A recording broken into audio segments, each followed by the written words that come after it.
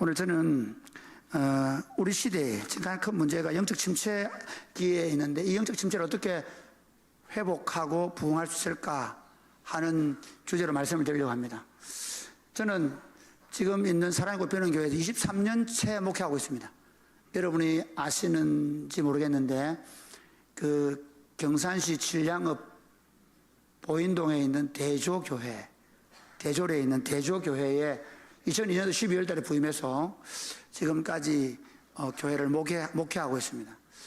목회하면서 지금 저희들의 교회가 이 영적 침체를 벗어나서 회복되어지고 부흥하는 교회로 세워져 가고 있는 이야기를 조금 나누려고 합니다. 저는 뭐 설교를 그렇게 잘하는 사람이 아니기 때문에 교회가 어떻게 회복될 수 있는가, 그게 제 숙제였습니다.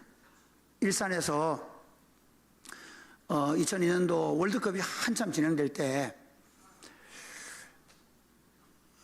그때부터 교회는 기울어져 가고 있습니다. 젊은이들이 교회를 서서히 떠날 준비를 하고 있었습니다. 일산 신도시에서 큰 대형 교회를 목회하면서 부목사로 있으면서 앞으로 제가 큰 대형 교회 목사가 되겠다는 꿈을 가지고 시골에서 올라가 청년들을 사역하고 있는데 한국 교회는 이대로 가다가 망한다 하는 생각이 들었습니다. 그래서 망하지 않는 방법을 강구해 보기 위해서 하나님께, 하나님 제일 안 되는 데 보내십시오. 아무도 안 가려고 하는데 보내십시오. 사람들이 거기 가면 확실히 목회 안 된다고 하는데 보내주십시오. 거기서 목회의 본질을 회복하고 교회 공동체의 본질을 회복해서 교회가 될 수 있는 길을 열게 해주십시오. 그리고 그 당시에 2002년도만 해도 이미 일산이나 분당에 신도시를 중심으로 교회들이 부흥하면서 오히려 구도시나 아니면 소도시나 시골에 있는 교회들은 이미 목사님들이 힘을 잃고 목회에 대한 어떤 비전, 열정을 잃어버리고 목회가 서서히 어두워져 가고 어려워져 가는 시대인데 하나님 제일 안 되는 곳에서 된다 하는 것을 보여주는 그런 목회를 하고 싶다고 기도했는데 여러분 하나님을 믿으십니까? 안 믿으시는군요. 믿으십니까? 2달 동안 기도했는데 그날 아침에 하나님 오늘입니다. 오늘 보여주고 그런데 목사가 안 믿어지더라고요. 혹시 안 보내주면 안 되잖아요. 2달 동안 연락이 없었으니까. 그래서 하나님과 타협을 했습니다. 안 되거든 공부를 시켜주세요. 공부는 내가 하면 되니까. 그런데 하나님께 인도하셨다라고 말하면 되니까. 그런데 정말 정확하게 2달 동안 기도하고 그리고 그날 밤 8시에 옛날 대조교회에서 출신 전도사님이 저를 알고 목사님 저희 부부가 기도하면서 이 교회에서 담임 목사를 구해가지고 그 담임 목사 이력서를 이만큼 주면서 이분들 중에 골라달라고 하는데 자기 기도하는데 목사님이 갔으면 좋겠다는 거예요. 저는 이력서 안 냈거든요. 그래서 한번 설교해 주겠냐 그래서 저는 설교 못합니다. 설교를 일단 못했습니다. 큰 교회 있으니까 넉 달에 한번 설교하는데 설교를 못했습니다. 해본 적이 있어야지. 그래서 얘기했습니다. 나 설교만 못 갑니다. 시험 쳐서 못 갑니다. 저를 담임 목사로 청빙하러 가십시오. 저는 기도했고 청빙하러 오면 바로 갑니다. 그래서 청빙 받아 왔는데 제가 대조교회가 그렇게 깡초인 줄 몰랐습니다. 예배당을 안 보고 온 거라. 10월에 와서 지금까지 목회하면서 참 행복합니다. 정말 행복합니다. 이번 주에 아이를 둘 낳았는데 3월, 4월 달 아이가 6명 나온 거예요. 저희도 꽃을 안 꽂거든요. 여기 아이 1명 나오면 장미꽃 한 송이. 그러니까 제가 목회하면서 지금 2달 만에 애가 6명 꼽힌 건 처음입니다. 그 오면 1명 뽑습니다. 다음 주에 1명 올 건데 이제 5명이 될 텐데 또 대기하고 있습니다. 지금 배가 이렇게 나와 있는 친구들이 너무 많아가지고. 예, 그래, 어떤 분이 이번 주에 결혼식에, 지난주 결혼식하고 이번 주 결혼식 했는데, 결혼식에 오더니 이거를 도청에 얘기하겠대요. 안 믿는 분인데, 이렇게도 시골에 있는 교회가 젊은이들이 아이들을 낳을 수 있는 그런 환경만 되면 충분히 할 수 있다. 그래서 저는 사실 저희들도 저는 오래 안 된 교회에 부임했습니다. 50년 차에 부임해가지고 72년 차 가고 있습니다. 여기는 뭐 명함을 못 내밀겠더라고요. 117년. 네, 정말 위대하십니다. 제가 볼 때 저는 하나님께 기도할 때 하나님 절대 100명 이상은 안 됩니다. 왜? 못해요. 왜냐하면 이미 굳어버려 있는 굳어진 생각과 사고를 가진 사람들을 바꾸기 쉽지 않아요. 그래서 제가 100명 정도 주십시오. 왜? 사례를 받아야 되니까. 그래가지고 100명을 13년 동안 교회를 바꾸기로 결심하고 8년 동안은 교회 공동체의 본질이 무엇인지를 끊임없이 훈련하고 그리고 5년 동안은 교회 공동체의 리더십을 세우고 13년 동안 교회를 바꾸고 그리고 그때부터 교회를 서서히 조금씩 변화시켜 가고 있습니다. 사실 지금부터 목회를 하려고 합니다. 23년 차인데 이제부터 목회를 제대로 해보려고 이제 올해 내년부터 이제 제대로 된 목회를 하겠다고 선언을 했습니다. 어떻게 교회가 영적 침체를 회복하고 부흥할 수 있는가? 너무 쉽더라고요. 초대 교회의 그 모토가 뭔지 압니까? 그 종교개혁의 모토가 뭔지 아십니까? 초대 교회로 돌아가자면, 성경으로 돌아가자면. 이게 교회학자가 얘기한 건데요. 교회가 한 지역에서 30년이 되면 교회는 변질된답니다. 그러니까 교회가 30년 살이 되면 교회는 변질될 가능성이 아주 높다는 거예요. 그러면 교회가 100년이 되면 얼마나 변질되어 있을까요? 여러분 보고 변질됐다는 얘기하는 거 아닙니다. 그러나 변질될 수 있는 요소가 엄청나게 많이 있습니다. 교회가 딱딱하게 굳어 있을 가능성이 많습니다. 이 딱딱하게 굳은 공동체를 어떻게 다시 성령께서 만질 수 있는가 하면 다시 성경으로 돌아가야 될 줄 믿으시기를 주님의 이름으로 축복합니다. 제가 그 시골교회 갔는데요, 한 100명 모이는 교인들 중에 55살 이상이 한 80명 이상 되더라고요. 지금 장로님 5분 계신데 3분이 30대 40대 전부였습니다. 가정으로는 20대가 없었습니다. 그런데 제가 말씀드렸습니다. 여러분 지금까지 해왔던 대로 계속 하십시오. 그럼 10년 뒤에 저는 이 교회를 떠날 것입니다. 그러나 여러분들이 제 얘기를 듣고 성경적 교회로 가기로 결심하신다면 이 교회는 완전히 새로운 교회가 될 것입니다. 약속을 했습니다.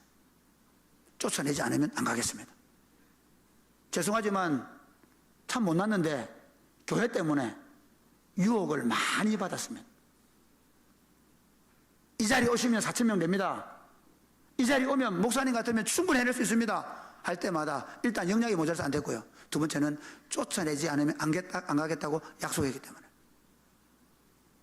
그런데 교회가 지금 건물이 없습니까? 교회가 사람이 없습니까? 교회가 물질이 없습니까? 교회가 진리의 말씀이 성경이 없습니까? 다 있습니다. 근데 문제는 우리가 이 진리의 말씀대로 된 교회인가를 생각하셔야 합니다. 경상교회 성도 여러분, 여러분들이 지금까지 경산 지역의 복음화 그리고 나라와 민족의 복음을 위해서 정말 수고하신 겁니다. 맞습니다. 그런데요, 우리 어르신들 보면 제가 한 60살, 70살 넘어가시면 몸의 자세가 삐뚤어지세요. 어떤 분은 이렇게 그러시고요, 어떤 분은 이렇게 그러셔요. 어떤 분은 이렇게 그러시고요, 어떤 분은 이렇게 그러세요. 그분들이 젊을 때는 어땠을까요? 굉장했어요. 우리 자신도 모르게 인생을 살다 보면 몸을 쓰는 방향대로 몸이 돌아가요. 부탁하면 여러분 혹시 지금 몸이 좀 안 좋으신 분들은요, 빨리 헬스장 가가지고 1:1 PT를 꼭 받으십시오. 정말 이렇게 다니는 분들이 이렇게 씁니다. 놀랍습니다. 제가 어제 이쪽 엉덩이가 강원도에서 운전하고 와가지고 엉덩이 틀어져가지고 이랬었는데 그 PT 하는 친구 불렀습니다. 야, 내가 목사님 지금 몸이 틀어졌다. 딱 보더니 하는 얘기가 목사님 차에 계속 오래 앉아 있어가지고 왼쪽 편에 있는 내려가는 근육이 늘어졌습니다. 그럼 어떻게 해야 되냐고 그러니까 이쪽 근육을 늘리시면 됩니다. 그래서 제가 어제 열심히 늘려가지고 지금 오전했습니다. 그러니까 여러분들의 교회가 영적으로, 우리 한국 교회가 영적으로 침체하고, 그리고 이렇게 이제 그 부흥을 지금 못하는 이유 중에 하나가 뭐냐면, 이미 우리가 여러 방식으로 사역하는 가운데 우리 자신도 모르게 틀어질 수 있다는 겁니다. 본래 교회에서 조금 벗어날 수 있다는 겁니다. 그럼 그 본래의 교회로 어떻게 돌아갈 수 있는가? 오늘 제가 간단하게 말씀드리겠습니다. 첫 번째, 하나님의 말씀이 회복되어야 합니다. 할렐루야. 사도행전 2장을 보면 2장 42절에서 다 나와 있습니다. 2장 42절 한번 읽어볼까요? 시작. 그들이 사도의 가르침을 받아 서로 교제하고 떡을 떼며 오로지 기도하기를 힘쓰니. 이 말씀을 암송했기 때문에 이 말씀을 세 번 읽을 겁니다. 나중에 사도의 가르침을 받았다는 겁니다. 그러니까 처음 교회는 사도들이 가르친 하나님의 말씀을 그들이 그대로 받은 겁니다. 이게 중요합니다. 오늘 우리가 말씀을 받는 자세를 한번 생각해 보십시오. 우리는 다 자기 생각과 자기 경험을 따라 말씀을 받습니다. 말씀 그대로 받아들이기가 쉽지 않은 시대를 살고 있습니다. 우리 자신도 모르게 오랫동안 신앙생활을 하면서 우리 나름대로 가진 신앙이 있습니다. 우리 나름대로 가진 신앙이 있습니다. 특별히 신앙생활을 오래 했던 분일수록 더 그럴 수 있습니다. 저는 본문 설교를 하거든요. 저는 지금 마태복음 강해를 2년 동안 하는데요. 올해 이제 시작해가지고 본문을 보면서 매번 볼 때마다 제가 잘못 봤다는 것을 느낄 때가 많습니다. 성도들이 신앙생활 하면서 하나님의 말씀을 잘못 보고 아예 그 말씀이 들어오는 순간 그거 하고 끝내버립니다. 강해 설교를 제가 하는 이유가 뭐냐면요, 본문을 또 보고 또 보고 또 보면서 하나님의 말씀이 무엇이라고 하는지를 들으려고 하는 거예요. 저는 일주일 내 그 말씀만 묵상합니다. 말씀 묵상 다른 거 안 합니다. 일주일 제가 설교할 본문 붙잡고 그 본문 가지고 일주일 내 본문 설교 쓰고, 그래서 화요일 날 되면 한번 쓰고 수요일 밤에 한번 쓰고 목요일 또 퇴고하고 일주일 내 그 본문 놓은 것만 써서 주일을 나가면. 왜 그러냐면요, 성경을 보면 볼수록 우리가 이전에 보았던 껍질이 벗겨지는 것을 경험합니다. 사랑 곱히는 교회를 건강하게 세웠는데 특별히 젊은이들이 굉장히 많습니다. 자랑하려고 하는 건 아닌데 저희 교회에 제가 5명 청년이 왔거든요. 지금은 미혼 등록될 때는 한 240명 됩니다. 젊은 아이들을 제가 어떻게 훈련시키냐, 철저하게 말씀에 뿌리를 내리게 만듭니다. 저는 주일 설교 안 합니다. 오후 예배를 안 합니다. 주일 예배 설교하고 나서 그 설교 들은 걸 가지고 그대로 3시간 동안 나누게 합니다. 제가 보니까 제가 굉장히 고민을 많이 했습니다. 왜 교인들은 안 바뀔까? 1번, 목사가 안 바뀌더라. 제가 안 바뀌는 거예요. 설교한다 바빠가지고 이 설교하고 저 설교하고. 그래서 제가 아예 설교를 결심한 게, 나는 주일 오전 예배 설교한다. 대신에 주일 오전 예배 하는 그 설교가 일주일 동안 내가 살아야 되는 말씀이 된다. 비록 내가 지금은 못났지만 10년 뒤에 20년 뒤에 이 말씀이 나를 바꾸어 간다면 성도들도 바뀔 것이다. 성도들도 보니까 오전 예배 설교 듣고 오후 예배 설교를 듣는데 그 성경 말씀을 일주일 가지고 생각하고, 그리고 삶에 적용하고, 그리고 그걸 붙잡고 기도하고, 그리고 그 문제가 생겼을 때 그 말씀을 가지고 싸워본 적이 한 번도 없는 거예요. 이것 때문에 제가 고민을 진짜 많이 했습니다.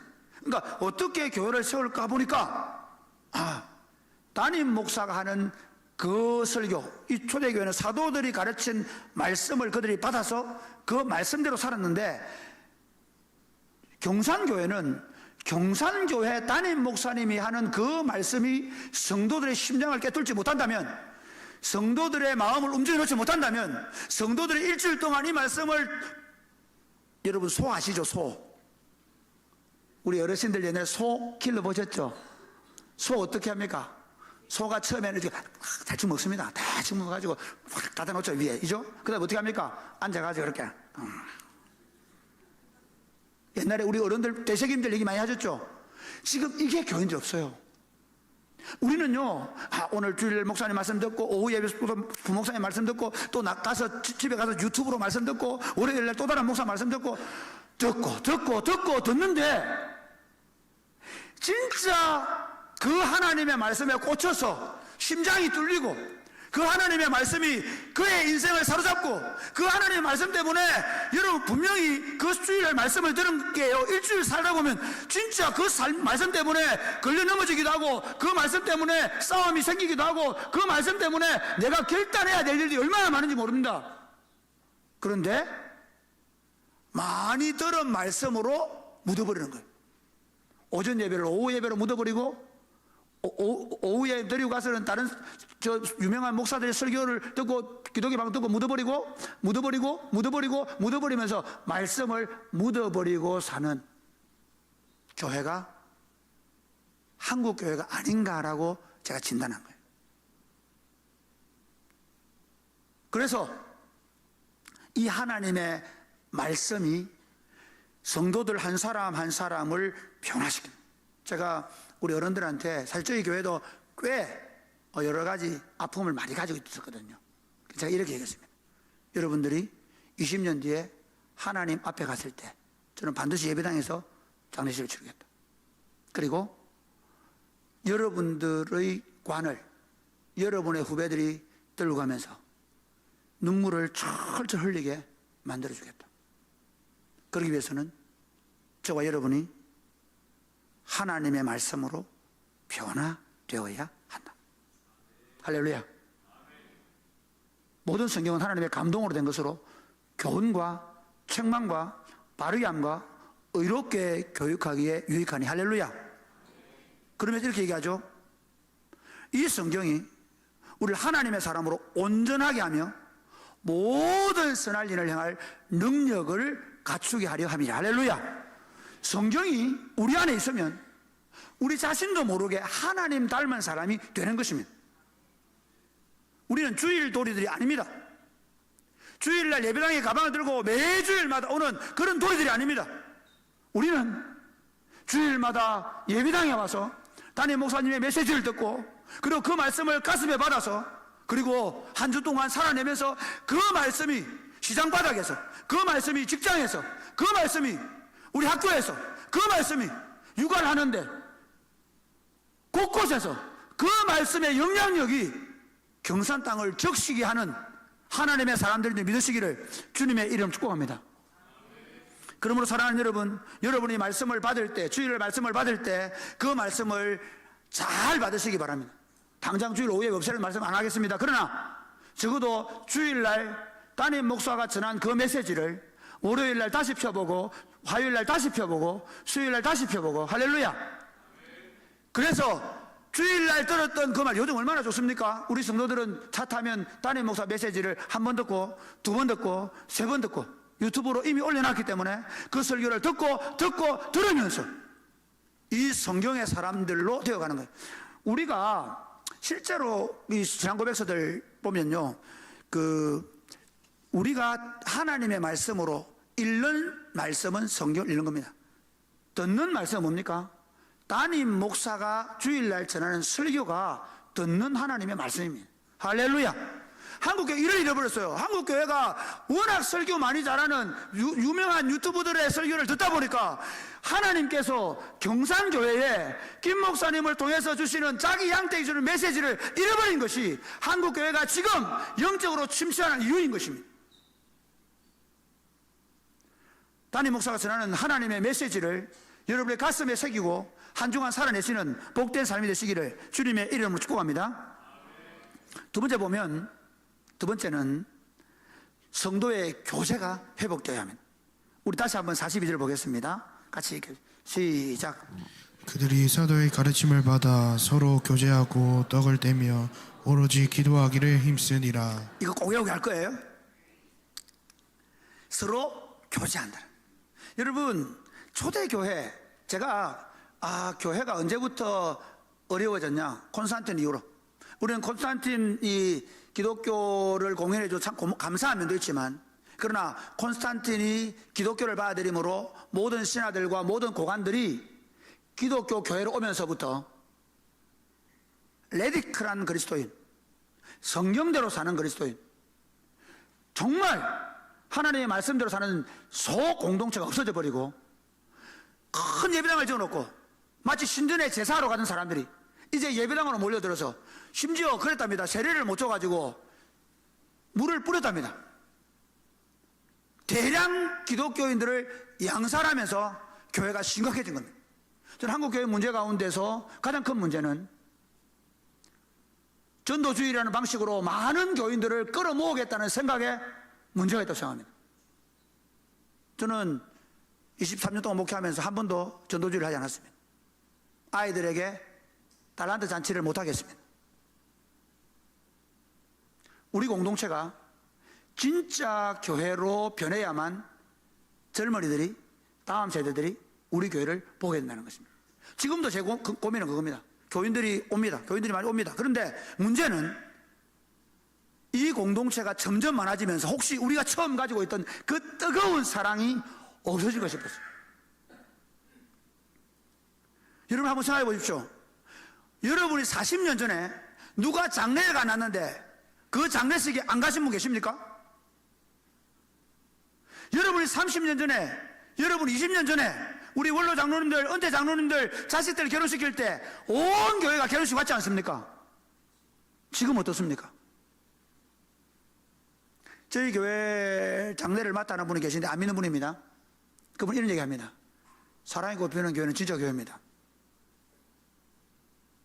왜냐면요, 장례식 위로 예배 가면 평균 150명, 200명 갑니다. 젊은 아이들이 다 갑니다. 장례식 안 가는 게 가족입니까? 교회는 하늘 가족 공동체입니다. 지금 다음 세대가 왜 교회를 안 오냐면요, 다음 세대가 우리가 일요일마다 한 번씩 예배당 가서 앉아 있으니까 안 오는 거예요. 다시 교회가 사랑의 관계를 회복하고, 다시 교회가 엄마 아빠들이 정말 진한 사랑을 나누고, 다시 교회가 서로 음식을 먹고 나누고 교제하는 공동체로 회복될 수 있다면, 여러분 사실은요, 요즘 젊은 아이들 얼마나 외로운지 아십니까? 혼밥하죠, 혼술하죠, 혼자 합니다. 결혼도 못합니다. 너무 외롭습니다. 그런데 세상에는 철저하게 지금 계속해서 개인주의로 가고 있습니다. 이때가 교회의 진짜 교회입니다. 그런데 교회도 같이 하고 있습니다. 일요일날 한 번, 주일날 한 번 와서 예배 드리고 가면 교인을 생각하면 신방해 줍니다. 기도해 줍니다. 아니요. 교회 운동을 다시 새롭게 하면 좋겠습니다. 함께 모여서 먹고 마시고 교제하고. 저희들 아이들 어떻게 키우냐면요, 저희들은 주중에 방과학교 합니다. 모든 사역자들이 방과학교 다 사용합니다. 그래서 월요일부터 금요일까지 방과학교에 지금은 초등부 애들 50명, 중고등부 애들이 열 몇 명, 중등부 애들이 열 몇 명, 고등부 애들이 지금 올해부터 시작 6명 하고 있습니다. 제가 왜 그렇게 하냐면요, 이미 전도가 어렵습니다. 그러면 어떻게 됩니까? 지금 남아있는 아이들이라도 이 아이들끼리 놀게 해야 됩니다. 지금 왜 애들이 교회를 떠나냐면요, 일주일에 한 번 엄마가 예배당에 타가소에 맡기듯이 딱 맡겨놨고 예배 끝날 때까지 똑바로 앉아있어요. 똑바로 앉아있습니다. 그리고 예배 끝나면 엄마 손잡고 집에 갑니다. 그리고 그 애들은 어디 가냐면 친구들하고 놀러 가고, 학교 마치면 학원 가야 되고. 일주일에 한 번 오는 교회를 즐거워하겠습니까? 일주일에 한 번 오는 교회에서 어떻게 아이들 자랍니까? 여러분, 우리 장로님들, 우리 권사님들 자랄 때 어떻게 했습니까? 방과후 학교 안 해도 내 교회 살았습니다. 다들 시골 교회 자라면서 학교 갔다 오면 교회 중심으로 교회 형아들하고 교회 언니들하고 놀았습니다. 이 문화가 사라진 거예요.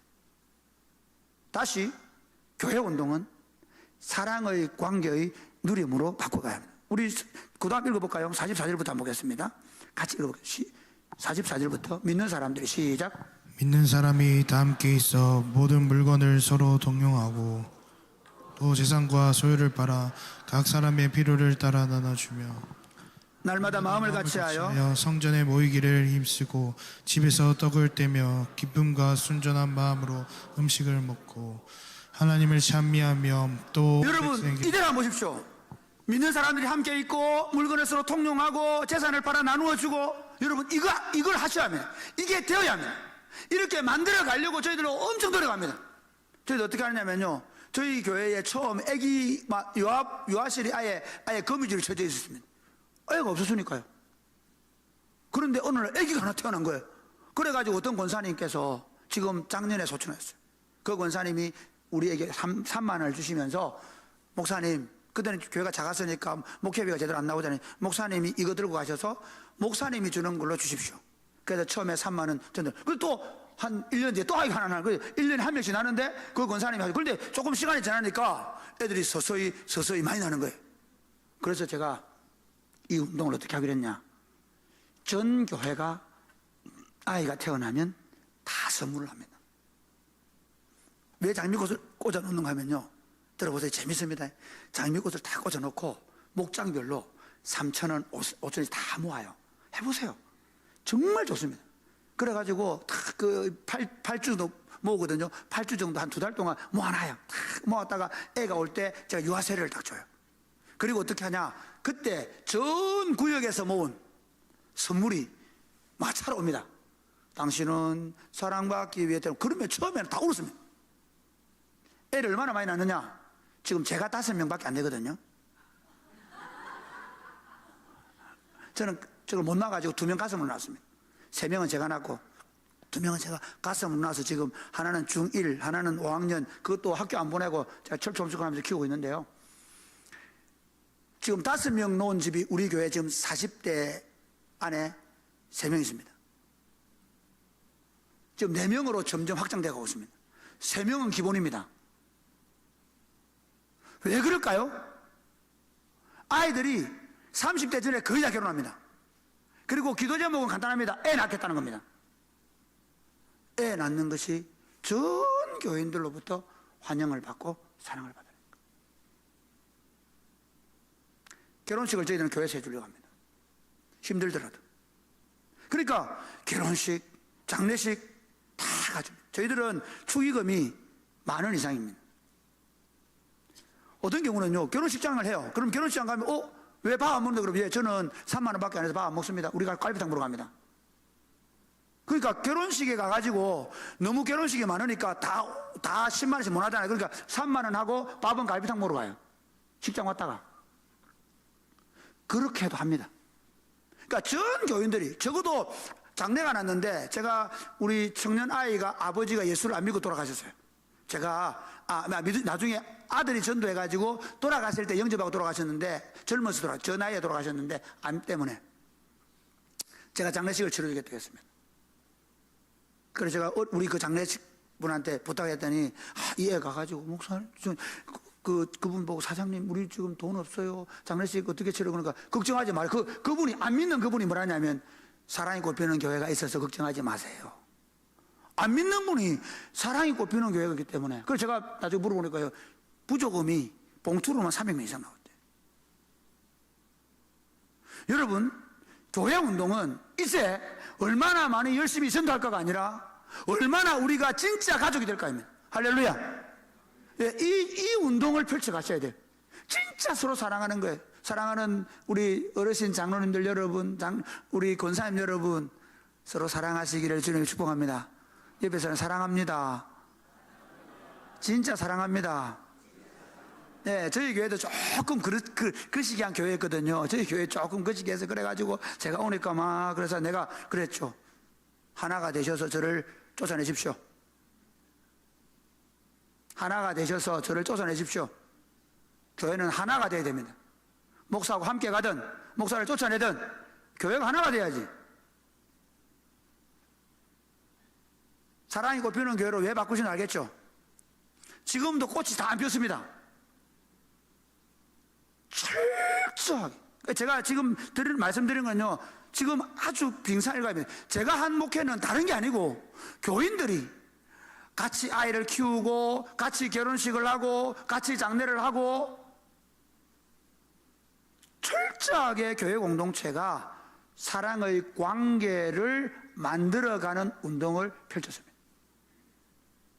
영적 회복은 다른 데 있지 않습니다. 성령님은 교통하는 영입니다. 할렐루야. 성령님은 사랑으로 교제케 하는 영입니다. 그러니까 성령의 강력한 역사, 성령의 힘을 합치는 역사는 언제 일어납니까? 우리가 사랑으로 하나가 될 때, 표적과 기사가 거룩한 예수님의 이름으로 나타난 줄 믿으시기를 주님의 이름 축복합니다. 강력한 사랑의 운동입니다. 마지막 세 번째, 어떻게 영적 침체를 극복하고 회복과 부흥을 할 수 있을까요? 오로지 기도하는 겁니다. 한국교회 초창기 여러분 어땠다고 생각하십니까? 기도 운동입니다. 오늘 사도행전 2장 다시 한번 보실까요? 4장 42절 같이 읽겠습니다. 시작. 네. 그들이 사도의 가르침을 받아 서로 교제하고 떡을 떼며 그 다음에 오로지 기도하게 힘쓰니라. 아멘. 여러분, 이 경험은 우리 교회에 70세, 80대 어른들 있습니다. 여러분, 예배당 지을 때 돈 냈습니까? 기도했습니까? 기도 못했습니다. 그렇지 않습니까? 여러분들이 살아온 건 오로지 기도하며 살아왔습니다. 우리 한국교회의 제일 좋은 전통은 뭡니까? 새벽마다 기도하는 것입니다. 그러니까 왜 교회가 안 되겠습니까? 지금 60대 이상들은 기도 안 합니다. 제가 나무라 난 게 아닙니다. 이게 한국교회의 현실입니다. 기도를 잊어버린 교회는 영적 회복과 부흥은 없습니다. 그러므로 교회가 무슨 일이 생기면 의논하고 모이고 견적서 내고 서류 내고, 저희 교회는 저희 교회의 교육자들이 12명 같이 일하는데요, 제 제자들입니다. 저희 교회는 다른 데서 청빙해 오는 게 아니라 저희 교회 청년들을 다 신대원 보내서, 그리고 그 친구들이 지금 2명 나갔는데 하나 17년 8개월 만에 담임 목사 돼서 나갔고요. 작년에 21년 6개월 만에 우리는 담임 목사 안 되면 안 나갑니다. 안 보냅니다. 못 보냅니다. 그런데 이 친구들과 함께 가는 이유가 뭐냐 합니까? 저희들은 철저하게 위임합니다. 어떤 보고서 안 받습니다. 그들에게 독자적으로 사역할 수 있게 합니다. 그러면서 하는 게 뭐냐면요, 교회는 서류 받고 체크하는 게 아니라 기도하는 겁니다. 사랑하는 장로님 여러분, 권사님 여러분, 여러분들이 교회를 지금까지 세워왔는데 사실은 지금 여러분이 살아있을 때가 한국교회 기회입니다. 부흥사를 읽어보면요, 교회가 부흥을 할 때 보면 부흥을 보았던 마중물들이 있습니다. 무슨 말이냐면 지금 50대, 60대, 40대들은 부흥을 경험하지 않았습니다. 한국교회 부흥은 적어도 70대, 80대 어른들이 경험했습니다. 기도하면서 경험한 그 부흥의 마중물이 남아있습니다. 마지막 물이 남아있습니다. 근데 그 마지막 물이 다시 마중물이 되어야 합니다. 할렐루야. 다시 기도의 물을 여러분들이 이렇게 세워야 합니다. 저는 사실 시골 농촌에 있다 보니까요, 할머니, 할아버지들이 다 이제 한 분 한 분 가셨어요. 제가 갈 때 100명이 있던 교회는 지금 남아있는 교인들은 40명이 안 돼요. 코로나 때 교인들이 기도를 할 수가 없었어요. 시골에 저희들 아시겠지만 그 마을에 있는 교인들은 20명도 안 돼요. 기도를 못 하겠더라고요. 방향을 바꿨어요. 저녁마다 기도하기로. 저희들 매일 저녁 기도합니다. 매일 저녁 부흥합니다. 매일 저녁 찬양하고 기도에 합주합니다. 교회 회복은 기도 회복입니다. 새벽 기도를 하든 저녁 기도를 하든 기도 부흥의 역사가 아니면 교회가 살아날 수가 없습니다. 왜요? 교회는 사람들이 하는 것이 아니라 하나님의 영이신 성령이 하시는 줄 믿으시기를 주님의 이름 축복합니다. 그래서 예수님께서 너희는 예루살렘을 떠나지 말고 아버지의 약속하신 것이 올 때까지 기도하고 기다리라고 합니다. 그러니까 지금 한국 교회가 영적 침체기를 극복할 수 있는 유일한 방법은 기도하는 것입니다. 할렐루야. 저는 특별히 우리 교인들에게 그래서 저녁 기도를 하는데, 저녁에는 성도들이 어른들부터 청년들까지 다 모여서 같이 기도합니다. 근데 아침에는 어떻게 하냐? 아침에 중요해. 저는 아침 기도를 너무 중요하게 생각합니다. 아침에 일어나는 시간부터 기도를 시작합니다. 꼭 이거 실행해 보세요. 아침에 제일 먼저 하는 게 뭐냐면, 아침에 일어나자마자 제일 먼저 떠오르는 찬송을 유튜브로 틉니다. 아침에 제일 먼저 떠오르는 성령님께서 떠오르게 하십니다. 지금까지 제가 그렇게 하고 있습니다.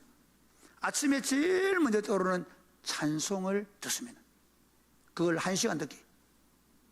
그리고 몸이 조금 이제 깨어나면 침상에 앉습니다. 그리고 기도를 시작합니다. 찬양하고 기도하고 찬양하고 기도하고. 그래서 제 안에부터 하나님의 영이 나를 움직이기 전까지 움직이지 않습니다. 아침 시작을 헐레벌떡 일어나가지고 벌떡 뛰어가면, 그래서 제가 목사님들 가운데 새벽기도 하는 게 일어나자마자 새벽기도를 뛰어가잖아요. 그런데 제가 오히려 아침에 기도를 인도하러 안 가니까 아침에 자고 그리고 기지개를 켜고 그러면서 찬양을 틀어놓고, 그리고는 이제 의식이 조금 들어올 때까지 누워서 기다리다가 이제 의식이 들어오는 순간, 그때 이미 찬양이 제 속에 들어와 있습니다. 이미 제 마음이 성령으로 촉촉히 적셔 있습니다. 그리고 눈물로 기도를 시작합니다. 그리고 그 기도 시간을 보내고 나서 제 마음에 성령으로 조금만 일어나서 세수를 하고, 그리고 저는 이번 주 말씀으로 들어갑니다. 저는 성도들이 그렇게 거꾸로 했으면 좋겠습니다. 여러분들이 아침에 일어나자마자 찬양을, 오늘 들려주시는 찬양을 여러분이 틀고, 유튜브로, 다른 유튜브로 뭐 정치하는 거 그거 다, 여러분 죄송하지만 이놈도 저놈도 못 믿습니다. 어르신들 뭐 어떻게 얘기하는데요? 여러분 지금 우리가 그 운동해가지고 교회 운동했고 살아왔습니까? 복음 운동하셔야죠. 기도 운동하셔야죠. 어른들이 정치 운동이 아니라 말씀 운동하셔야 돼요. 말씀 운동. 어른들 입에서 우파 좌파 얘기가 아니라 하나님의 말씀. 다시 말씀을 들고 주일날 목사님이 하셨던 말씀을 펴고 묵상하고 눈물을 툭툭 흘리면서 나오셔야 여러분 아들, 40대 아들, 30대 아들, 50대 아들들이 보고, 아버님 왜 그러세요? 오늘 다시 주일날 들었던 말씀을 보니 내가 어떻게 살아야 돼 알게 됐어요.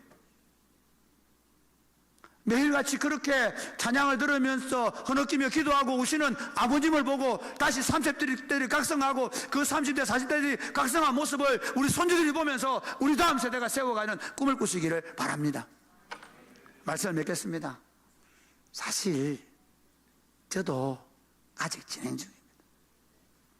큰 소리 저도 늘 넘어지고 실패합니다. 저희 교회도 완전하지 않습니다. 그러나 제가 23년 동안 걸어오면서 하나님이 어떨 때 일하시는지는 조금 보았습니다. 사랑하는 경상교회, 그리고 함께 참여한 기독청년합회 우리 목사님, 장로님 여러분, 우리 남은 날 동안 이 하나님의 말씀으로 돌아가는, 특별히 주일날 우리에게 하나님이 우리 교회 목사님을 통해 주신 메시지로 돌아가서 그 메시지로 온 교회가 일주일 동안 살고, 그 일주일 동안 그 말씀으로 살아온 이야기를 가지고 교회 와서 옷자랑하고 정치 얘기하고 비트코인 얘기하고 주식 얘기하는 게 아니라, 일주일 동안 내가 이 하나님의 말씀으로 살았을 때 어떤 역사가 나타나는지를 간증하고 나누고 울고, 그러면서 누가 어렵다 그러면 서로 위로하고 격려하고, 그리고 누가 좋은 일 생겼다 그러면 다 가서 기뻐해주고, 누가 슬픈 일 다니다 그러면 다 가서 울어주는 그런 교회를 만들고, 문제가 생길 때마다 어른들부터 야들아 싸우지 마라, 야들아 뭔 소리 하지 마라. 우리가 지금까지 살아온 건 다른 게 아니다. 기도했다. 문제가 교회가 생길 때마다 기도의 자리에 제일 먼저 오셔서 눈물로 기도하시는 은퇴하신 장로님들, 심호하시는 장로님들, 그 권사님들 있는 교회는 반드시 영적 침체를 극복하고 회복하고 부흥으로 나아갈 줄로 믿습니다. 경산교회와 경산시에 있는 모든 교회들이 그렇게 나아갈 수 있게 되기를 주 예수님의 이름 축복합니다. 아멘.